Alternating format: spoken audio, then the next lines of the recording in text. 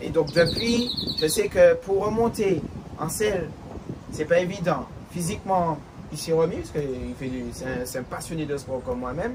Il s'est remis. Maintenant, le pourquoi du comment, il n'a pas repris la compétition jet, je lui laisserai le soin de me dire. De Ben voilà. On va le découvrir dans la vidéo avec Hugo Fidèle. Ça va venir, ne vous inquiétez pas. Après, il n'est pas dit qu'il a arrêté définitivement. Hein. Voilà. Donc revenons à toi. Revenons au Spartan. Donc, il faut savoir que les Spartan Race a été, en fait, si tu veux, l'aboutissement d'une passion. Donc, ma profession, le bootcamp notamment, l'une de mes activités, le bootcamp. J'ai pu découvrir ce type de compétition. Je m'y suis lancé dedans. J'en ai fait à ce jour 18. Ouais, 18. Tu as terminé toutes les courses? Toutes les courses. J'ai été disqualifié une fois. C'était à ma première participation du Spartan Race Stadion à Paris, il y a 2 ans. Ouais. J'ai été disqualifié parce que, à l'issue d'un obstacle que j'ai échoué, j'ai fait mes 30 burpees de pénalité. Mais à l'issue des 30 burpees, il fallait que je donne mon numéro de dossard, de dossard, à la caméra. Mais cet obstacle, c'était le dernier avant l'arrivée. Ouais. Et moi, tellement pressé de vouloir arriver, j'ai fait mes 30 burpees et puis boum, je suis parti pour franchir la ligne d'arrivée. Et j'ai oublié qu'il fallait donner mon numéro. Et donc voilà. Et comme je concourais dans une catégorie déjà semi-pro, les erreurs ne sont pas pardonnées. Et donc voilà. J'ai représenté le pays dans des Spartan Race en Allemagne, à Paris. J'ai fait Marseille, Miami, Hawaï. J'ai déjà fait pas mal de destinations où à chaque fois, en fait, je m'enrichis des concepts. Parce qu'à l'issue, quand bien même en 2016, j'ai fait la formation pour être instructeur SGX, donc ça veut dire instructeur Spartan Race. Aujourd'hui, j'ai la certification qui me permet d'entraîner n'importe qui à l'international pour concourir au championnat du monde Spartan Race ou à une course Spartan Race. Mais est-ce que tu as pour ambition de faire une Spartan en Martinique un jour? Bien entendu, sauf que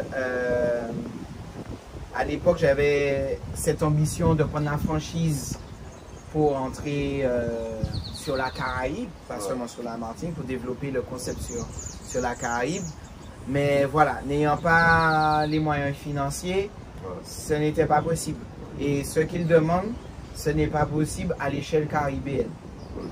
Donc, j'ai créé ma propre course qui s'appelle le Marshall Game International. Donc, l'objectif est de développer à travers ce produit du tourisme sportif. Les 4 millions de participants de courses d'obstacles dans le monde ont la possibilité de venir en Martinique participer à ce type d'événement. Encore faudrait-il que nos politiques, nos décideurs aient cette envie de nous aider, nos jeunes Martiniquais, à développer le tourisme sportif en Martinique. Parce que nous avons les compétences, nous avons les infrastructures, nous avons le vécu. Et surtout le vécu. Surtout le vécu. C'est très important, j'insiste sur le vécu. Pourquoi? Parce qu'aujourd'hui, on se retrouve sur un micro-marché, la Martinique. Et donc, quand tu sors un produit, tout de suite, tu vas être happé, tu vas être copié. C'est bien, ça va développer le marché. Mais l'inconvénient, c'est que les personnes qui copient, qui n'ont pas de vécu, je prends l'exemple de course d'obstacles, la concurrence peut mettre en place des courses d'obstacles. C'est génial, parce que ça va développer, ça va démocratiser, mais fais bien. L'œil bon comme ça, moi j'ai du mal avec ça. C'est typiquement martiniquais l'œil bon. C'est ouais, mon capable est bon là, mon frisson, parce que qu'est-ce qui se passe? Les jeux vont aller faire une course d'obstacles, le truc, il est mal organisé. Il n'y a pas de sécurité, et c'est du bon comme ça, comme on revient à ce mot.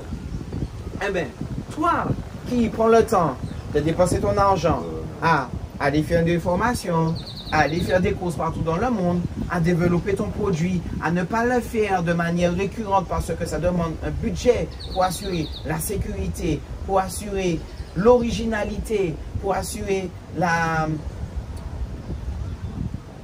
pertinence du produit. Exactement. Parce que pas quand nous étions là et puis ouais, je vais faire parce que j'ai vu sur les réseaux, je vais faire. Non, derrière il faut un vécu. Donc, si tu m'autorises, tous ceux et celles qui demain ont envie de faire comme ce que vous avez vu sur les réseaux, ok, il n'y a pas de souci, mais allez vous former, allez, à la limite, allez le vivre pour pouvoir faire aussi, et pourquoi pas concurrencer de manière légitime un produit, tu vois. Et au pays, on a un peu cette facilité, cette facilité à, ouais, ça a fonctionné, on a vu, ah, Gino a fait ça là, c'est bien, nous qu'on fait aussi. Le pire, c'est que si ils le font et qu'il est super bien organisé, super bien maîtrisé et que c'est bien, ça peut t'aider. Tu vas te dire, ah, ça t'est bien, ok, c'est fait plus. Ça peut être que... Mais c'est exactement ça, la loi du marché, de la concurrence. Ouais. On essaie de se grandir l'un à l'autre. Ouais. Tu fais, je fais, tu fais, je fais. Il n'y a pas histoire que tu m'as copié, tu as fait mieux que moi. Non, au contraire. C'est bien que tu copies. C'est génial que tu as envie de faire la même chose. Mais essaye de le faire bien, en fait. De façon à ce que tu ne dégoûtes pas les gens qui viennent participer. Parce qu'il y a un amalgame où les gens ils vont venir dans l'activité. Mais c'est tellement couchal que quand, par exemple, moi, je vais venir avec tout ce que je veux mettre en place de machin, les gens vont se dire, ah mais oui, mais on m'a fait ça l'autre fois, ça t'est couchal. Alors que ça n'a rien à voir. Juste ça, en fait. Et du coup, voilà voilà comment on casse un marché. La concurrence, c'est bien, mais j'aurais préféré l'unité, tu vois. C'est les gens qui ont les moyens de regarder un concept qui fonctionne et de pouvoir avec facilité le copier et le mettre en place. Ça aurait été aussi bien de contacter la personne qui a eu l'idée de le faire, qui a eu les couilles de le faire avec juste ses propres moyens pour lui dire, ben, allons faire ensemble, je peux t'apporter ça, et puis pourquoi pas on ferait faire comme ça. Et là, pour moi, ça a du sens. Mais en fait, au pays, on ne sait pas faire ça. On a des problèmes de communication au pays. Tu parlais de tourisme sportif. Effectivement, j'ai déjà pris contact avec Nicolas Yossuli, c'est celui qui organise la Martinique Surf Pro. Exact. Et qui n'a pas réussi cette année. Et justement, j'ai besoin de le voir pour lui demander les raisons pourquoi ça ne s'est pas fait. Ces événements-là créent un engouement pour la Martinique, pour le tourisme. Il y a plein de trucs qui rentrent en compte. Et pour autant, on n'arrive pas à trouver les outils nécessaires pour pouvoir réussir à le faire. C'est vraiment dommage. Alors, je ne serais pas aussi défaitiste. Je pense qu'on arrive à trouver les tenants, les aboutissants. Je pense que tout est disposé. Je pense qu'il y a tout ce qu'il faut pour réussir, quel que soit le projet en Martinique. On a vraiment tout ce qu'il faut. On a les ressources financières, parce qu'il ne faut pas y dire nous pas ni l'argent. On a les infrastructures, et si on n'a pas, on peut créer, d'accord? On a l'ingénierie, on a les compétences. On sait faire. Ils ont créé une course, comment ça s'appelle, le truc le plus fort du monde là, qui a créé. S'ils ont pu créer ça, oui. on va l'école. Le strongman. Le strongman, c'est qu'on peut. Exact. Exact. Aujourd'hui, nous, jeunes Martiniquais, on n'est pas limité au territoire Martinique. Demain, on peut prendre un billet d'avion, on part en Italie, on part aux États-Unis, nous qu'on nous qu'on ouvert l'esprit, on voit, on sait, on connaît. Aujourd'hui, on ne peut plus dire qu'on est des ignorants, qu'on ne connaît pas, on ne sait pas. Avec Internet, avec la facilité de se déplacer, aujourd'hui, on sait beaucoup de choses. On connaît beaucoup de choses et on est capable de beaucoup de choses. Maintenant, encore faudrait-il qu'il y ait une réelle volonté politique de nous donner la main et de nous aider à nous exprimer à travers nos projets. Il y a eu un projet qui s'appelle Aller virer. C'est génial. Franchement, je trouve ça génial qu'on mette les moyens nécessaires pour que nos jeunes Martiniquais qui se sont expatriés puissent revenir au pays avec leurs compétences pour travailler. Je dis juste qu'il faudrait rajouter à ce concept que nous, jeunes Martiniquais, qui sommes déjà sur le territoire, qui pendant déjà des années, nous sommes sur le territoire, nous faisons comme nous pouvons, qui serait aussi intéressant qu'on puisse avoir cette facilité d'aide, cette facilité de soutien, cette facilité d'accompagnement pour mener à bien les projets d'utilité publique sur le territoire, de lutte contre l'obésité, de lutte contre la sédentarité, de lutte contre l'exclusion pour les seniors, de développement d'activités physiques et sportives, notamment pour les personnes à mobilité réduite. La liste, elle est super longue. Et tu veux que je te dise, on est super nombreux à pouvoir le faire. De plus en plus, il y a des coachs diplômés en Martinique. De moins en moins, il y a de coachs marrons, parce que il y a eu une sensibilisation, une éducation qui a été faite pour dire à tous ceux qui sont passionnés du sport, mais regardez, vous avez l'Institut Martiniquais du sport qui est là. Pouvez-vous orienter vers l'Institut Martiniquais du sport pour faire des formations? L'IMS a mis en place des CQP, des BP depuis un certain nombre d'années. C'est une dizaine de jeunes Martiniquais qui ressortent de là, diplômés, qui ont des moyens. Est-ce que ce n'est pas un manque d'information qui fait que certains ne vont pas vers ces instituts-là? C'est pas forcément et simplement un manque d'information, c'est un manque de motivation. À mon sens, de par ce que moi je pense et je vois, c'est un manque de motivation de nos élus et peut-être de volonté.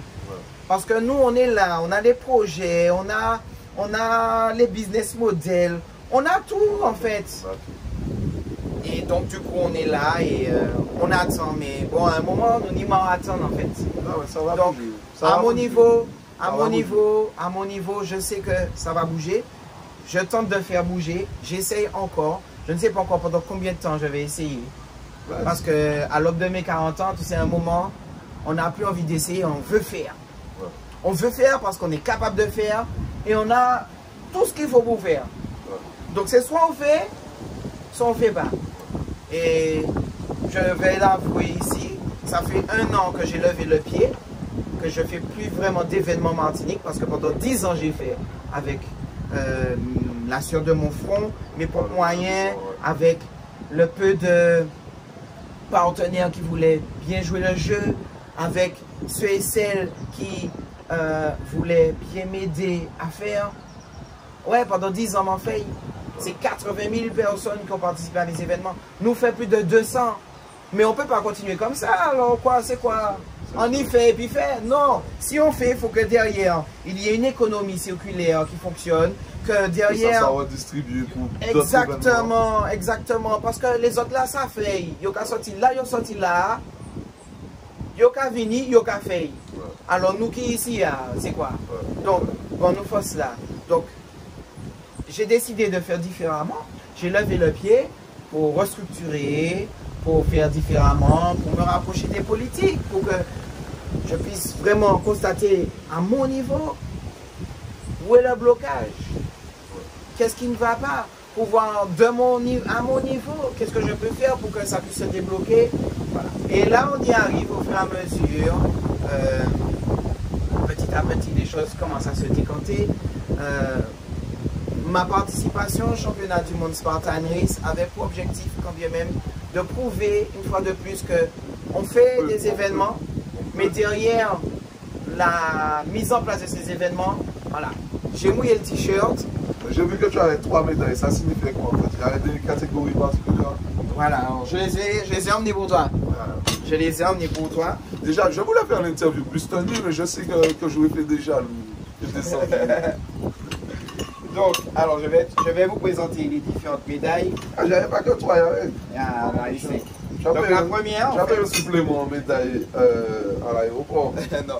Ah oui, le poids, il y a 5 kg de médailles. La rouge, c'est quoi? Ce sont des poids en médaille. Donc la rouge, c'est la Spartan Sprint.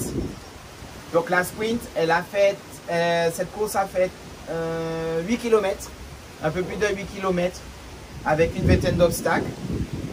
À l'issue de la course, quand tu l'as terminée, on te remet ta médaille de participation. Voilà. Ensuite, avant la verte, il y a la bleue. Là, ça s'appelle la Spartan Super. La Super, elle a fait 17 km. C'est en plusieurs jours. Alors, la Sprint et la Super, c'était le samedi. Et il fallait, la super, c'était la première, la 17 km. Il fallait arriver avant une barrière horaire pour pouvoir enchaîner sur la sprint. Donc si tu ratais la première, tu ratais la seconde et tu étais éliminé en fait. Donc du coup, le samedi, j'ai fait ces deux courses-là, la sprint et la super. Donc bien entendu, après plus d'une vingtaine de kilomètres, si tu n'as pas une alimentation stricte, équilibrée et stratégique. J'avais une équipe avec toi. Non, j'avais tout ça, mais avant la compétition. Ah bon? D'ailleurs, je remercie Marc qui m'a suivi sur mon plan nutrition. C'est lui qui m'a établi mon protocole nutrition avant, pendant et après la course pour que je sois au meilleur de ma forme et tout ça. Tout s'est très bien passé. Merci Marc. La troisième course, c'était le dimanche. Donc le dimanche, c'était la Biste. Et la Biste, elle a fait 27 km. Voilà. Et donc pour à l'issue de ces trois courses, tu as une médaille des championnats du monde de participation qui est celle-là en jeu. C'est lourd. Voilà. Voilà. Donc ça c'était notre médaille des championnats du monde. Et sur l'année, en fait, j'ai une médaille qui est beaucoup plus grosse. Ouais. Tu vois, c'est marqué x2 derrière. x2 derrière.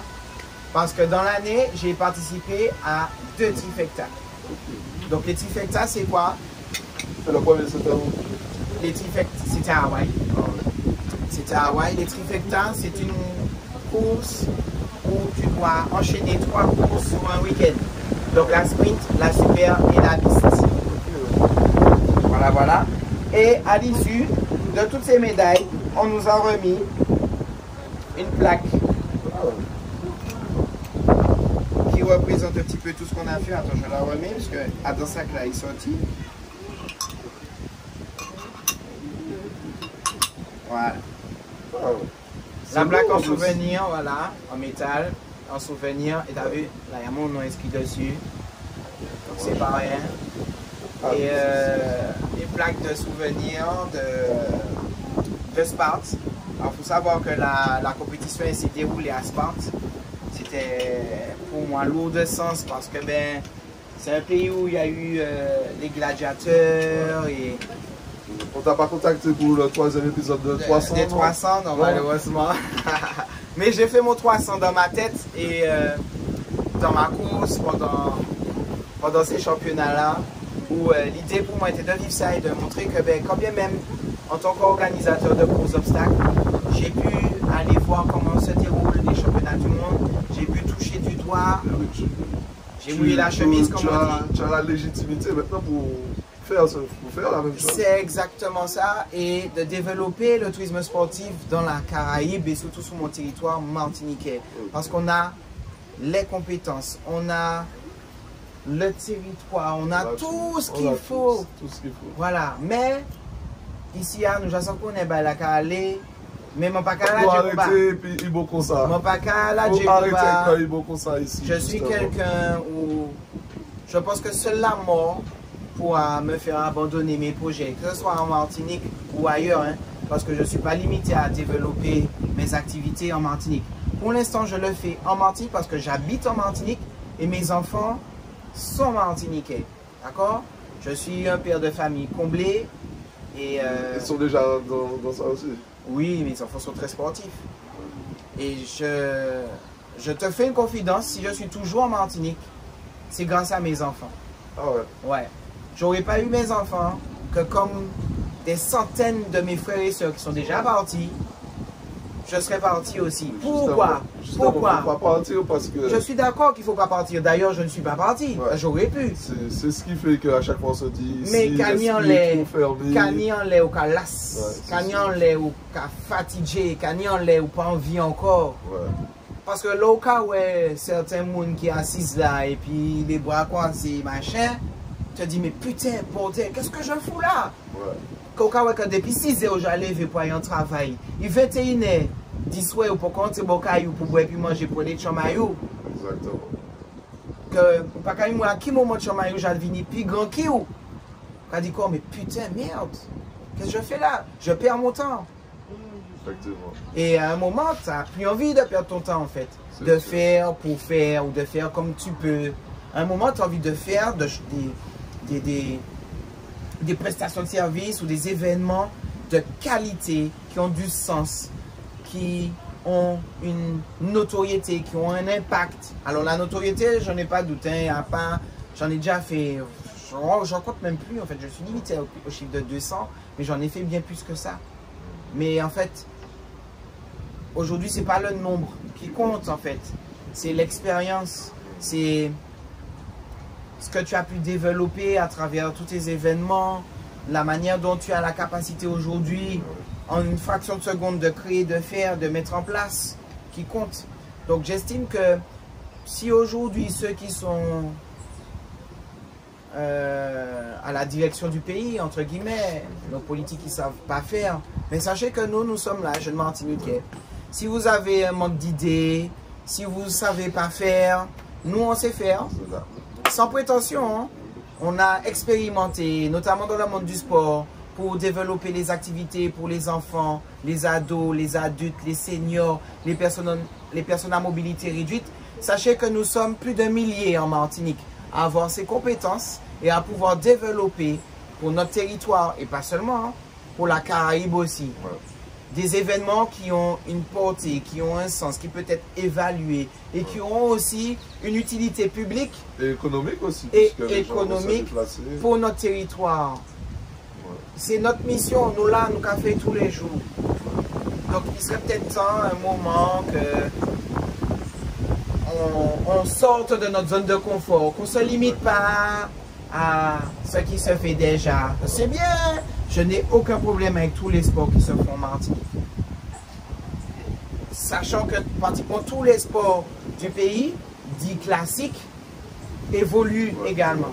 Tous les sports évoluent. Mais je pense que ça sera... Je te laisse le mot de la fin. J'allais dire beaucoup, mais je te laisse le dernier mot de la fin. Qu'est-ce qu'on dit à tout le monde pour terminer ce super entretien? Franchement, d'habitude ça ne dure pas aussi longtemps, mais... je t'ai pris dedans. Donc je te laisse le mot de la fin. J'avoue. Eh ben, pour le mot de la fin, on va pas être long parce que je pense qu'on a dit beaucoup de choses. Hein, et que dans les beaucoup de choses que nous avons annoncées, ça mérite débat. Oui, oui. Tu vois? Mais bon, ce que je souhaite et du plus profond de mon cœur, et notamment pour mon pays et tous mes frères et sœurs martiniquais, c'est que nous puissions être capables de nous donner la main. Franchement. Pour développer notre territoire. Alors, mon secteur d'activité, c'est le sport. Mais quand je parle de développement du territoire, c'est pas seulement un développement sportif. Hein. Je ne parle pas forcément de développement économique. Je parle aussi de développement de notre conscience. À quoi servons-nous pour notre territoire?